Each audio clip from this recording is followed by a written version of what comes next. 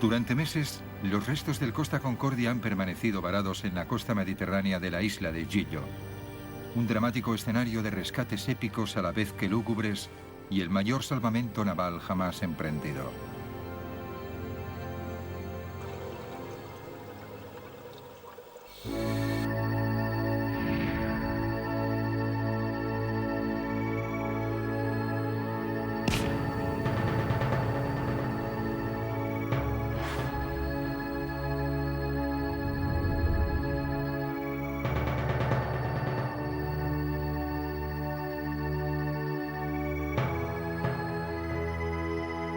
Concordia, crónica de un desastre. Rescate y salvamento.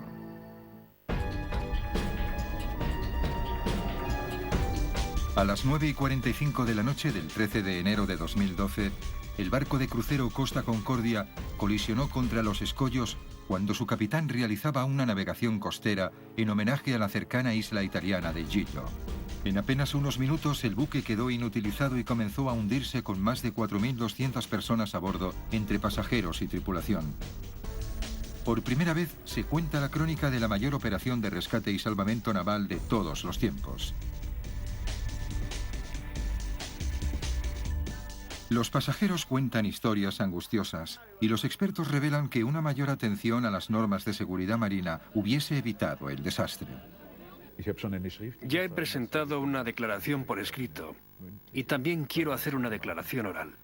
Me gustaría volver a mirar a esa gente a la cara, a los responsables de aquello. Aquella noche, el capitán del Costa Concordia, Francesco Schettino, había ordenado variar el rumbo de la ruta establecida. El Costa Concordia navegaba demasiado cerca de la costa y demasiado rápido.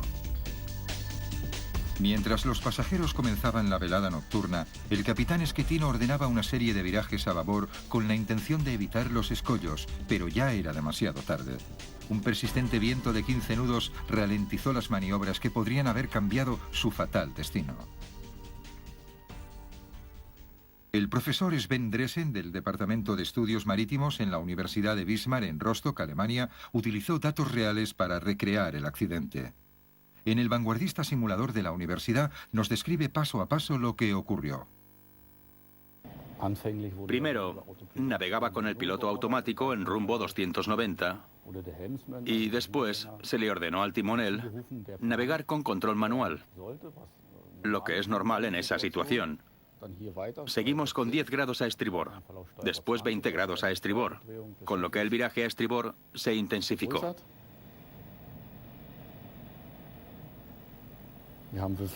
Hemos querido reproducir también las condiciones de aquel día, la luz, la nubosidad, el viento, que es un factor importante, porque soplaba del noreste.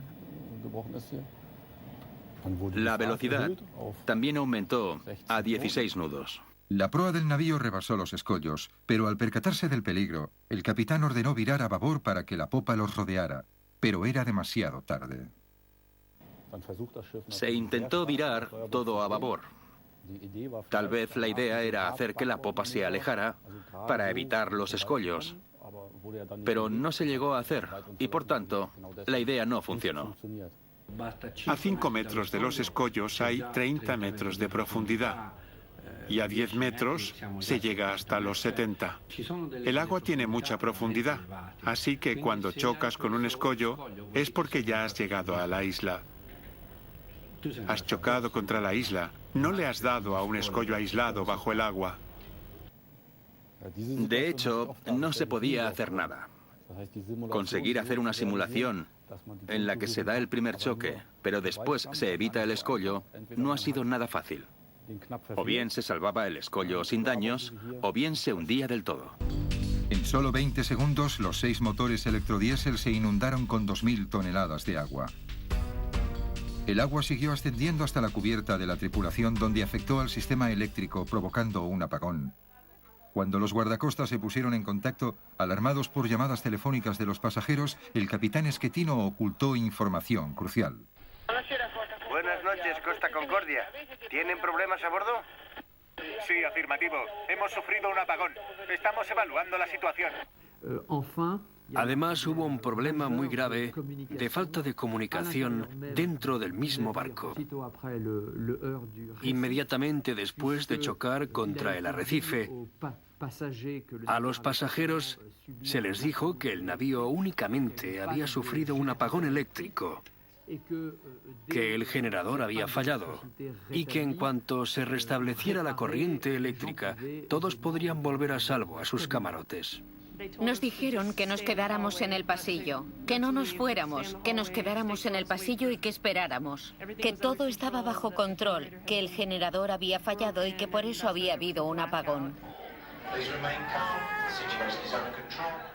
Sin propulsión y con el timón bloqueado, el indefenso buque era empujado hacia la costa por el viento. Mientras el barco escoraba, algunos botes salvavidas quedaron inutilizados. Los pasajeros que no pudieron acceder a un bote salvavidas en el costado de babor hubieron de recorrer los resbaladizos pasillos hasta el costado de estribor. Cuando se descolgaron todos los botes de ese costado, tuvieron que bajar a la cubierta 3 para embarcar en los botes que iban y volvían del buque a puerto. Los pasajeros describieron sus experiencias tan solo horas después del naufragio. Entra agua en el barco. Que esté tan inclinado no es normal. Entonces pensé en subir a la superficie. Aquello era un caos. En los pasillos, gente con chalecos salvavidas y sin electricidad. Nos fuimos corriendo hacia el tercer piso, pero el barco estaba tan inclinado que no podíamos bajar con normalidad. Cuando llegamos a las escaleras, me caí, me torcí el tobillo y me hice daño en la espalda. Entonces no sabía que me había roto un ligamento. Con gran dificultad tuve que abrirme paso hasta la parte trasera del buque en el tercer piso y allí conseguí saltar al último bote salvavidas, cuando ya el agua me llegaba a los pies. Cuando llegamos no pudimos embarcar en los primeros botes salvavidas. Ya se habían ido y tuvimos que esperar. Nos hicimos amigos de los tripulantes. De unos tripulantes que nos ayudaron a recorrer el trecho que nos separaba de la escala y a bajar por ella. Los botes salvavidas no se abrieron como debían. Deben abrirse automáticamente al contacto con el agua. Tenemos fotografías y testimonios de testigos que afirman que no se abrieron. A las 12:20 de la noche, la nave empezó a volcar, atrapando a docenas de personas en los pasillos escorados y aspirando a algunas de ellas bajo el agua. El valiente teniente de alcalde de la isla embarcó en el buque que se hundía para rescatar a cuantos pudiera, mientras Francesco Schettino los abandonaba a su suerte. En colaboración con los pocos tripulantes que quedaban, Mario Pellegrini extrajo a supervivientes de los pasillos, convertidos prácticamente en pozos verticales. Esta operación se prolongó durante 1 hora y media, porque había personas que eran fáciles de subir, pero otras eran muy pesadas. La cuerda era muy pequeña y las manos... Me corté las manos por todas partes.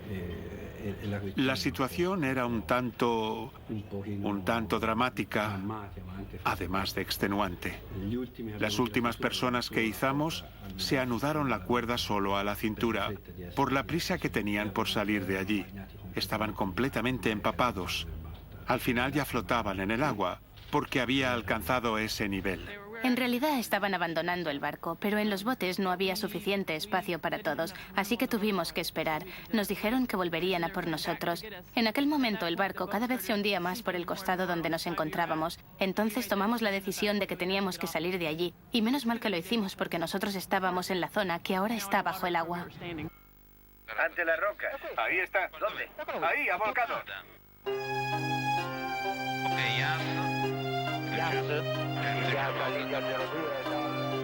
Esta fue la escena que encontraron los pilotos del helicóptero de los guardacostas, quienes inmediatamente hicieron llegar a un buceador de rescate a bordo que salvaría a docenas de personas.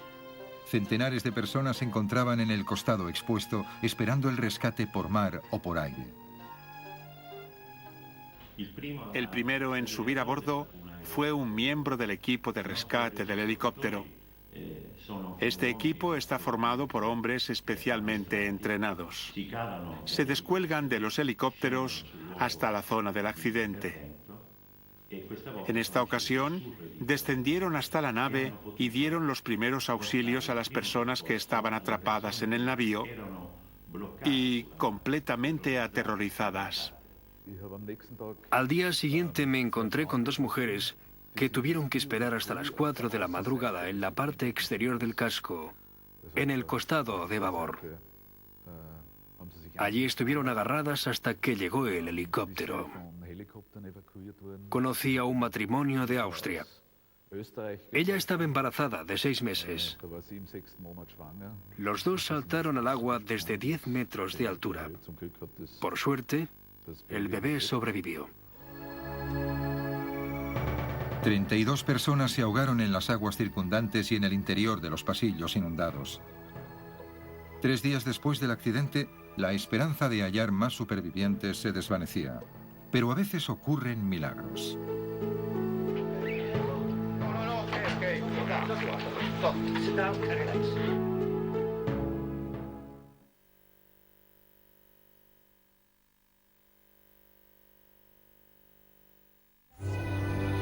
Tras la desesperada huida del barco hundido, los pasajeros se apiñaron en el muelle de Giglio. Se sucedían los rescates dramáticos. Después de una gélida noche en el puerto de Giglio, los 4.000 pasajeros y tripulantes fueron devueltos al puerto Santo Stefano. Barbie Lachanado, periodista del Newsweek, estaba allí cuando los supervivientes empezaron a llegar. Estábamos aquí a las 8:30 o 9 menos cuarto de la mañana, cuando llegaron los primeros ferries de Giglio, que transportaban pasajeros y tripulantes todavía mojados, que llevaban mantas por encima y algunos efectos personales, como los zapatos. Había una mujer que obviamente había estado en una cena formal en el barco y que llevaba los zapatos de tacón en la mano. Su acompañante llevaba puesto un smoking. Había muchas personas con heridas leves, moretones, arañazos, pero la mayoría sencillamente tiritaba de frío. En Giglio se vivió una desesperada carrera contra el tiempo para salvar a los que estaban atrapados con vida. Los 2 coreanos fueron identificados sobre la medianoche. Estaban en el fondo de un pasillo que se había convertido en un pozo vertical debido a la inclinación. Al menos ese aspecto tenía. Escuchamos sus voces provenientes del interior de un camarote en la zona aún no sumergida. Para sacarlos, los buceadores trabajaron bajo el agua en colaboración con los equipos de escalada en la zona seca del buque.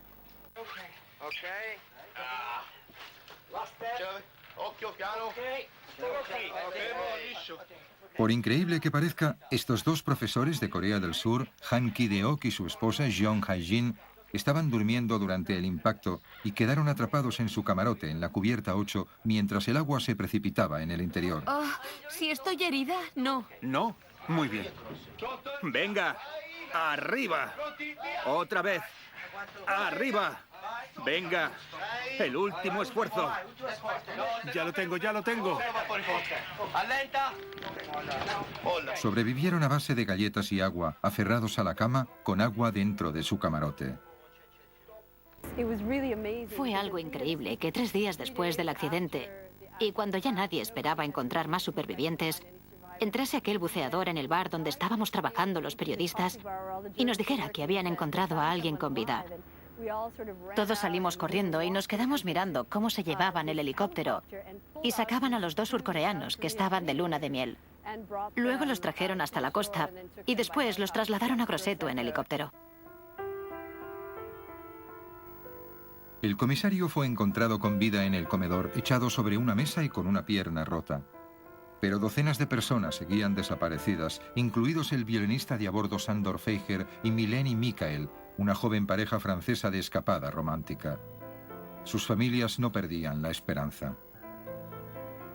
Nos enteramos de que había autobuses que llegaban a Marsella cada hora con supervivientes.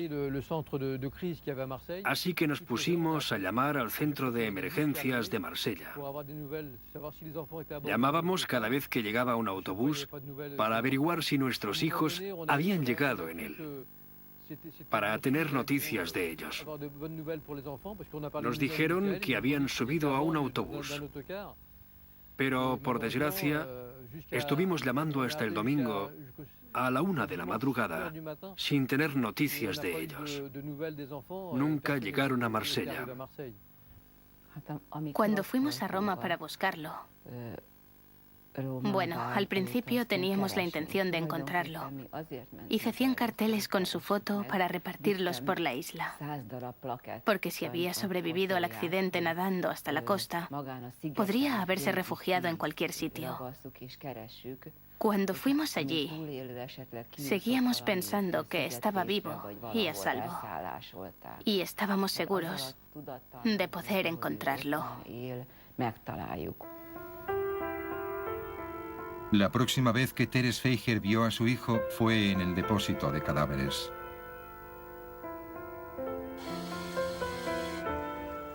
Las familias de Milene y de Mikael tendrían que esperar semanas hasta que los buceadores encontraron los cadáveres de sus hijos y fueron identificados después tomando muestras de ADN. Fue una tarea agotadora para los buceadores, quienes tuvieron que explorar cada rincón del barco por dentro y por fuera. Esta unidad de espeleobuceo del Cuerpo de Bomberos se entrena en aguas peligrosas del continente, en cuevas, grutas y ríos, y se prepara para las turbias condiciones reales, como las del Costa Concordia.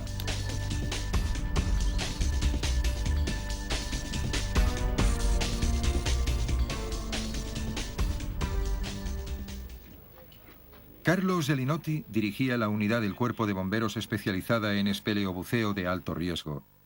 El equipo llevaba botellas de aire adicionales y largos cabos guías para no perderse en el laberinto de pasillos sumergidos. En nuestro trabajo, uno no se puede permitir tener reticencias a la hora de afrontar escenas que a veces pueden ser escalofriantes.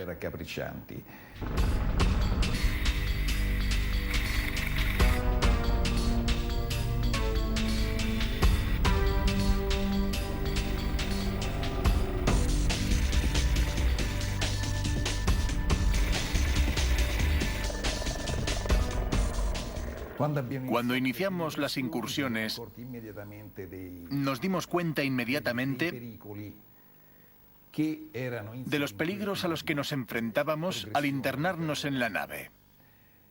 Las puertas estaban inclinadas y colgaban hacia abajo, tendiendo a cerrarse. Así que tuvimos que bloquearlas, porque cuando el buceador las cruzaba, aunque la puerta estuviese abierta, podía cerrarse y dejarlo encerrado en el interior. Tropas de asalto de la Marina hicieron explotar las ventanas para facilitar el acceso a los buceadores. Mientras las aguas del Costa Concordia se contaminaban, los buceadores tenían que aislar completamente sus cuerpos de las sustancias contaminantes y utilizar cascos a los que se bombeaba aire comprimido desde la superficie. Sabíamos que en el interior de la nave había grandes cantidades. Considerando el número de pasajeros que había a bordo, grandes cantidades de productos químicos y de aceites. Por esta razón, utilizamos los sistemas de bombeo de aire con los cascos con el fin de proteger a los buceadores, al menos en las operaciones de búsqueda más peligrosas. El centro de mando de los guardacostas y del Cuerpo de Bomberos en el puerto de Giglio fue el punto clave del rescate. Aquí se descontaminaban los buceadores después de cada inmersión. Para explorar las turbias aguas alrededor del buque, las unidades especiales desplegaron vehículos a control remoto llamados ROP, que eran dirigidos hacia objetos de interés mediante sensores ultrasónicos llamados Scouts. La búsqueda remota se controla desde ordenadores en la superficie. Este equipo nos permite explorar el fondo marino y almacenar los datos relativos a los objetivos. Una vez realizado el mapa del fondo marino, empezamos a trabajar con el ROP sumergiendo esta máquina de aquí. Una vez que el ROP está en el agua, es rastreado por el Scout, de forma que el operador del ROP y el operador del Scout se coordinan e inspeccionan los objetivos seleccionados mediante el escaneo del sonar. Mientras algunas personas morían en los pasillos del Concordia, miles de pasajeros tuvieron que descolgarse por el resbaladizo casco exterior hasta los botes salvavidas. La evacuación duró 6 horas. El informe oficial de la comisión del accidente culpa tanto al capitán como a la empresa de cruceros y destaca que nadie ordenase la evacuación inmediata.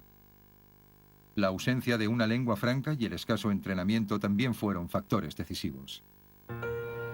Jan Harsem y su hijo Halvor sobrevivieron al desastre del ferry Scandinavian Star en 1990. No obstante, Christine, su esposa embarazada, falleció junto con 158 personas más. Hoy, él y el inspector de accidentes marinos Arne Sagen luchan para incrementar la seguridad en el mar a través de la fundación noruega Skagerrak. La fundación sostiene que el desastre del Costa Concordia pone en evidencia importantes problemas en el sector, como hacer caso omiso de las leyes marítimas y la falta de responsabilidad cuando ocurre un accidente. El navío se desvió de la ruta que tenía establecida. Además, navegó por aguas donde había escollos de los que no eran conscientes y que no estaban preparados para salvar, aunque podrían haberlo estado. Fue un accidente innecesario. Las primeras informaciones que recibimos fueron que el capitán era alcohólico, mujeriego e incompetente, según el representante de la compañía naviera. Lo primero que pensé fue, ¿a quién se le habrá ocurrido contratar a ese hombre como capitán? Aquello nos demostró que el capitán carecía del apoyo y del respaldo necesario por parte de la compañía, que es el primer requisito para hacer un trabajo competente. Un aspecto recurrente en general es la ausencia de una cultura en torno a la seguridad. Y, además, las leyes existentes, las regulaciones y las convenciones no están bien implementadas en el sector. Observamos que lo ocurrido en los océanos del mundo tiene ciertos elementos que encajan con el estereotipo del salvaje oeste. Si el buque hubiera volcado en alta mar, el número de víctimas habría sido más alto. Mientras 3.000 personas accedían a los botes salvavidas y a las gabarras que iban y volvían desde el barco a puerto, otras 1.000 personas fueron rescatadas desde el casco del barco horas después. Esta industria no ha dejado de crecer y crecer. El Costa Concordia no es el barco más grande. El más grande es un buque para 6.000 pasajeros. El problema es que estas naves son muy pesadas. Esto lo hacen para sacar beneficio, porque saben que pueden vender un camarote con balcón por mucho más de lo que venden otro que esté por debajo de la línea de flotación. El segundo problema de estos barcos es que están creados o diseñados para hacer que los pasajeros compren a bordo, para que jueguen, para mantenerlos entretenidos y ocupados en las instalaciones interiores. Cuando hay un accidente, aquello es un laberinto. Las naves se convierten en trampas. El 15 de febrero, los buceadores encontraron 5 cadáveres en la popa de la cubierta 4. Fácilmente reconocible era Diana Arlotti, de tan solo 5 años. No consiguieron rescatarlos por cuestión de minutos. El recuento final fue de 32 víctimas. Ahora empezaba la carrera para salvar la isla de una potencial catástrofe medioambiental.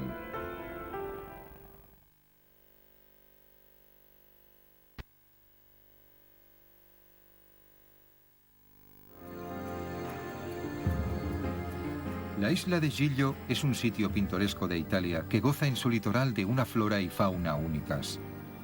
Primero, el Costa Concordia atrapó a docenas de pasajeros y tripulantes en su interior, pero ahora también amenazaba con acabar con este frágil ecosistema marino.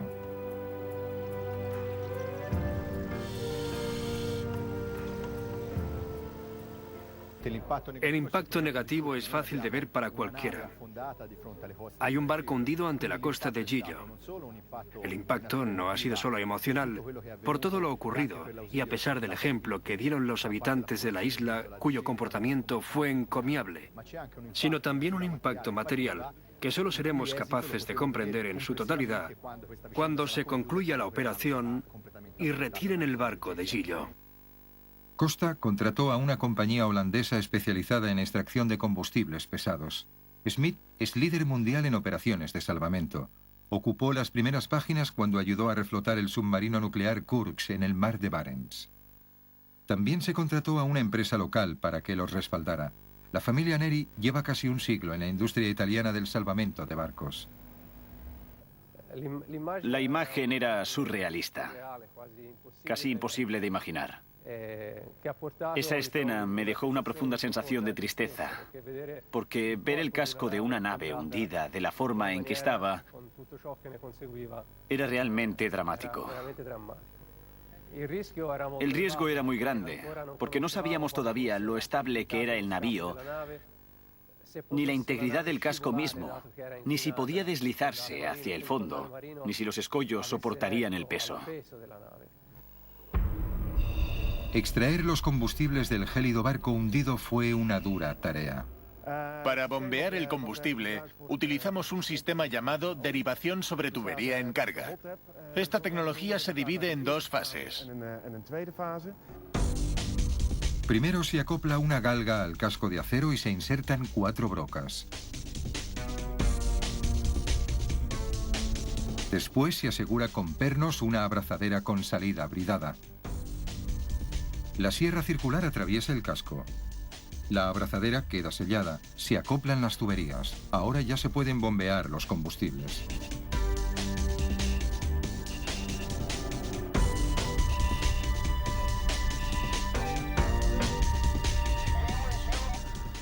Los depósitos de estribor estaban sumergidos. Eso quería decir que teníamos que perforar el costado del barco para que los buceadores y el equipo pudieran acceder al interior. El agujero se hizo en el doble fondo, un espacio vacío cerca de los depósitos. El casco doble era muy estrecho, alrededor de 1,4 metros, si no recuerdo mal. Como podéis ver, esta pieza sola ya mide más de 1 metro. Por lo tanto, este equipo es muy difícil de manejar y de colocar en posición.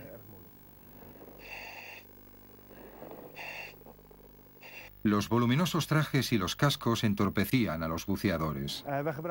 Siempre utilizamos el casco de Kirby Morgan con un cordón umbilical. El cordón lleva el aire que respira el buceador, pero además contiene los cables eléctricos que alimentan la cámara y el foco de buceo acoplado al casco. Este es el casco que usan nuestros buceadores.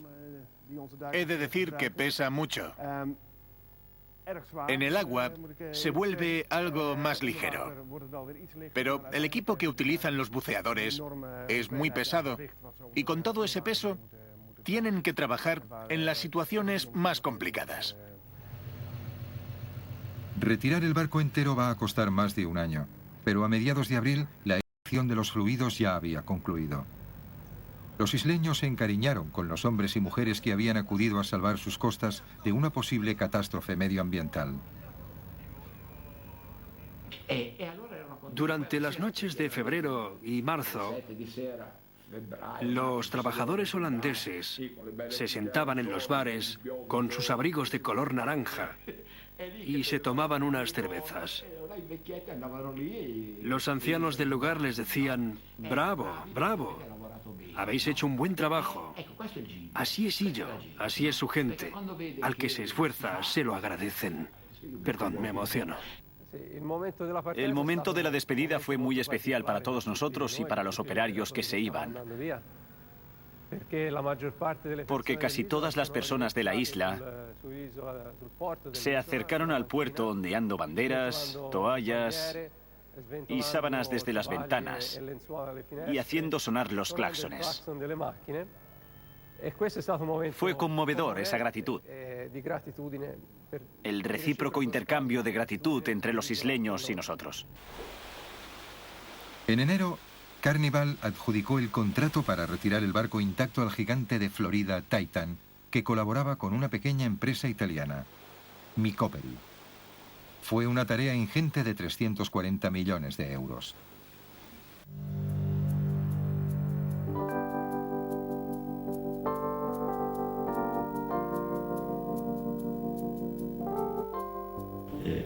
La necesidad de proteger el medio ambiente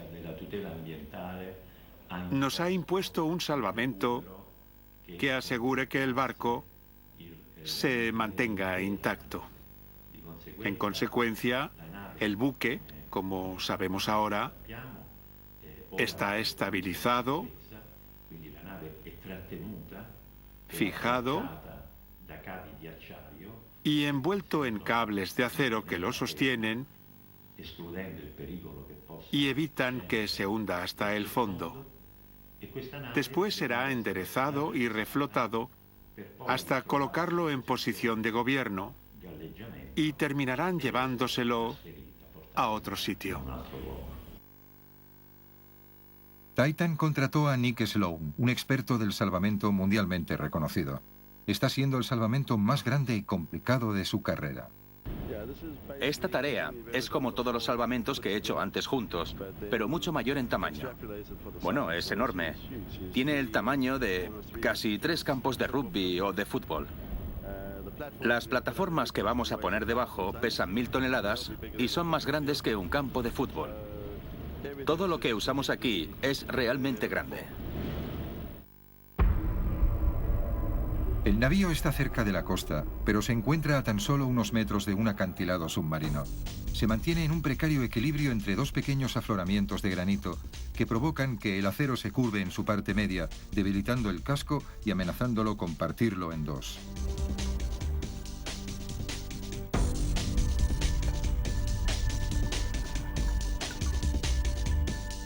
Giovanni Ceccarelli es el ingeniero naval que diseñó el Mascalzone Latino, embarcación que compitió en la Copa América. En colaboración con Micoperi, una empresa italiana especializada en plataformas para gas y petróleo, ingenió el plan revolucionario para retirar el enorme buque de una pieza. La nave pesa 45.000 toneladas y ahora mismo, con el agua en su interior y todo el equipo que tiene encima, llegará a pesar unas 60.000 toneladas. Tenemos que retirar, haciéndolas rodar, 60.000 toneladas y girar el barco desde la inclinación de 65 grados hasta la vertical. Se realizará en 4 fases. Estabilizar y anclar el barco. Tirar de él hacia arriba. Acoplar tanques de lastre para hacerlo flotar y remolcarlo. El proyecto depende de la increíble potencia elevadora de las poleas hidráulicas conocidas como gatos de botella. Los trabajadores primero estabilizaron el barco con cables de acero y gatos fijados a bloques de cemento anclados en el fondo marino. Para realizar esta tarea, los buceadores utilizaron maquinaria pesada y perforadoras gigantes que taladraron 16 metros en la roca de granito para colocar 12 anclas. En un lateral de estos bloques de cemento se fijaron cadenas que, pasando por debajo del casco, llegaban hasta los 48 gatos acoplados al barco. Este arnés evita que el buque resbale hacia el precipicio y servirá para enderezarlo cuando todas las piezas estén en posición. La idea es enderezarlo haciéndolo rodar. Después le pondremos boyas alrededor para reflotarlo. El perfil submarino del fondo rocoso es muy similar a la montaña que se eleva desde la costa. Si lo hiciéramos rodar sin colocar una plataforma debajo, seguiría rodando hasta desaparecer. En la segunda fase se acoplarán ingentes tanques de lastre rellenos de agua llamados estabilizadores en el costado expuesto del navío. Entonces se lo hará rodar hasta la vertical valiéndose del peso de esos tanques y de los gatos acoplados mediante cables y cadenas a las plataformas de acero que se han hecho a medida a modo de cuña para el Costa Concordia. Para tener la certeza de que no resbale, 100 buceadores están construyendo un muro de contención de hormigón por debajo del casco.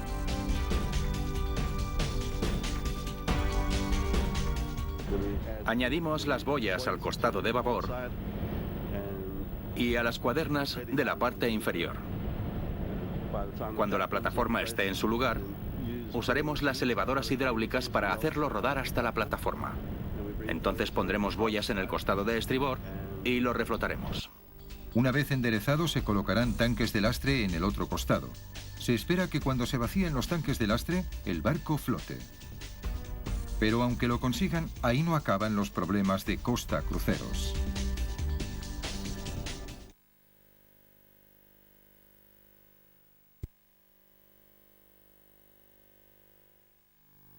Casi un año después de que el Costa Concordia se hundiese en la isla italiana de Giglio, la tragedia del naufragio ha pasado.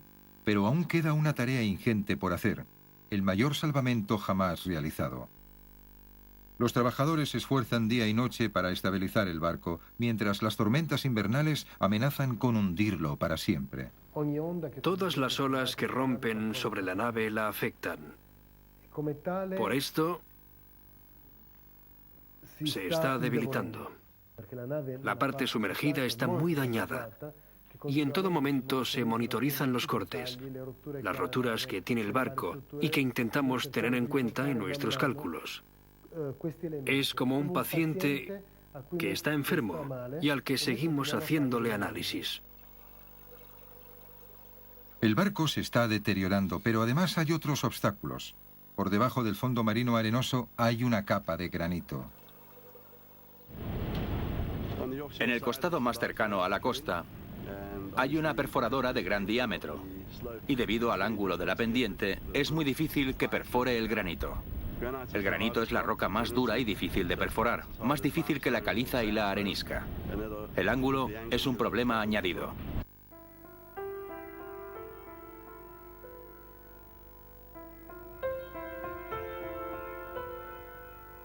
Amanece un día más sobre la isla. Se está remolcando hasta la zona una enorme plataforma con alojamiento para los 100 buceadores que arriesgan la vida a diario.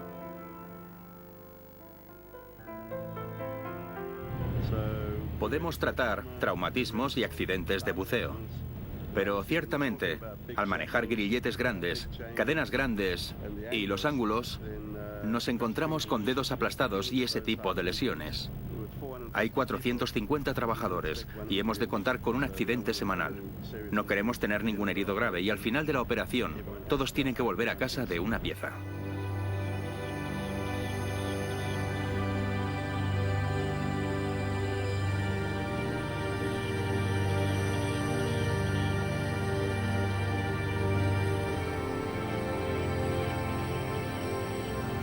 Pero con el invierno en ciernes, el salvamento lleva un retraso considerable. Ha pasado un año y solo se ha conseguido estabilizar el barco. Digamos que los principios del proyecto son los mismos, pero ha cambiado, porque hemos tenido que recalcular para adaptar las premisas del diseño. Esto ha provocado muchos retrasos en el trabajo, porque tuvimos que parar para recalcular y de este modo poder garantizar la seguridad de la tarea en marcha. Más que llamarlos retrasos, yo los llamaría ajustes. A raíz de los cambios en los cálculos, tras haber colocado los anclajes y haber tenido que cambiar la posición de las plataformas, hemos tenido que cambiar también el número y la tipología de las mismas. Estamos construyendo tanques de lastre, cada uno de los cuales tiene 11 pisos de altura. Los más grandes pesan 500 toneladas cada uno. Las plataformas y los estabilizadores en conjunto son más de 23.000 toneladas de acero que se están fabricando por toda Italia. En ellas trabajan 5 astilleros y 3 fábricas. Solo eso ya es toda una operación logística. Los isleños temen que el proyecto se prolongue hasta la próxima temporada turística. Sí, el barco está ahí. Sí, es cierto, y hemos hecho cuanto debíamos. Podemos estar orgullosos de nosotros mismos, pero ya basta. Cuanto antes se lo lleven, mejor. Esa es la idea. Entonces tal vez los supervivientes empiecen a ver el final. Muchos aún sufren de ansiedad debido al accidente. Varios pasajeros vieron como alguna persona, después de saltar al mar desde las cubiertas 5 o 6, emergía del agua sin vida. También están los que quedaron atrapados en ascensores o pasillos. Algunos supervivientes escucharon los gritos de un moribundo. Hay tantas historias como supervivientes. La ansiedad que producen estas situaciones provoca un estrés postraumático muy fuerte. Una mujer que estaba en el bote salvavidas que cayó después de haber estado suspendido en la parte superior del barco dice que vio un cuerpo flotando en el agua. Ella no sabía en aquel momento si podían salvar a aquella persona. Ella quería volver a por ella, pero estaba oscuro. Bueno, en aquel momento estaba muy oscuro. Todos vivieron un trauma muy fuerte y una conmoción. Ella recuerda cada día a aquella persona. Pero Costa y su empresa matriz, Cruceros Carnival, no han tratado igual a todos los supervivientes. Estuvimos continuamente en contacto con Costa. Se concertó una reunión en la oficina de mi abogado, con el abogado de Costa. Estábamos todos presentes, pero su abogado no se presentó. Estuvimos esperando y en el último minuto nos dijeron que habían cancelado la reunión porque Costa y su abogado no querían negociar con nosotros. Para obligar a la empresa a negociar, los abogados en Francia y Estados Unidos amenazaron con incautar los barcos en el puerto de Marsella y el Golfo de México.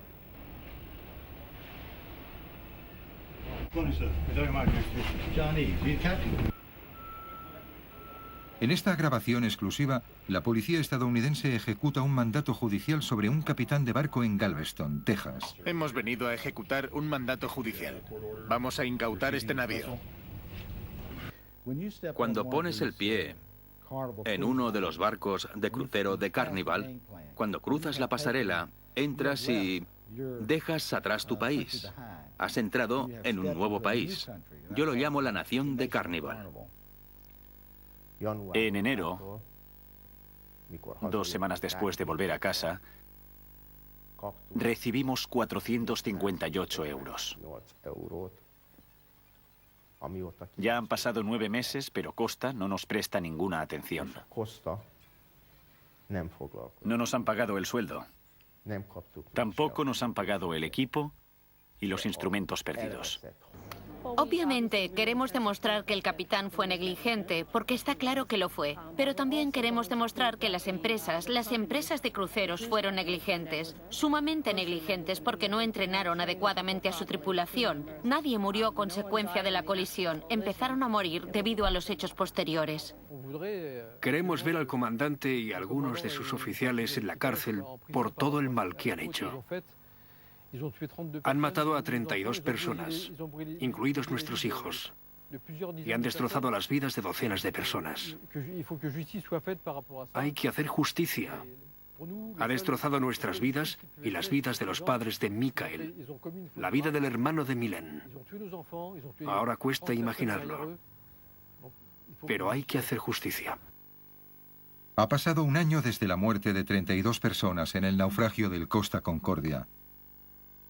En algún momento de 2013 se espera poder remolcar el barco y que su capitán, sus oficiales y sus propietarios comparezcan ante la justicia. Pero la isla no volverá a ser la misma. A los pies del escollo que hundió el enorme navío hay una estatua de la Virgen, donde los buceadores dejan coronas de flores para honrar a las víctimas del mar, personas inocentes traicionadas por la ciencia y el hombre.